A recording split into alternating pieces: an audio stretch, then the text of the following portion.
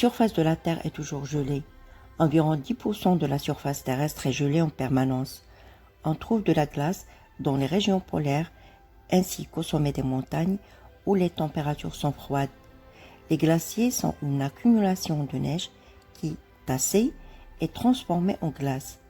Ceux des montagnes glissent lentement le long des pentes vers des plaines plus chaudes, mais au pôle, ils s'écoulent dans les océans. Quel est le plus grand glacier en dehors des pôles? C'est le glacier de Siachen, dans l'Himalaya, long de 72 km. Son altitude peut atteindre jusqu'à 5700 mètres. Il est situé sur la frontière de l'Inde et du Pakistan. C'est pourquoi les deux pays ont envoyé des soldats pour se battre et s'approprier le glacier, et ce depuis 1984. Que sont les icebergs? Au pôle, les glaciers glissent peu à peu dans les mers. Quelquefois, d'énormes morceaux s'en détachent et flottent sur l'eau au gré des courants. Ce sont des icebergs. Seul 1/10 de leur épaisseur se voit au-dessus de la surface de l'eau. Le reste est en dessous. Les glaciers ont-ils modulé la surface de la Terre?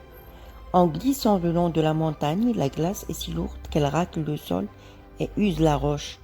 À la longue, ce phénomène creuse une profonde vallée en U.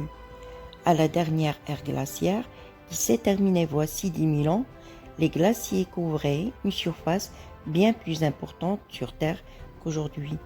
Depuis, bon nombre ont fondu. Les icebergs sont-ils dangereux pour les bateaux? Ces énormes blocs de glace ont des formes irrégulières, si bien qu'un navire peut en heurter un, même s'il paraît très éloigné. C'est ainsi que le Titanic, avec ses 2200 passagers, a coulé dans la nuit du 14 avril 1912. 1513 hommes, femmes et enfants s'y trouvèrent la mort.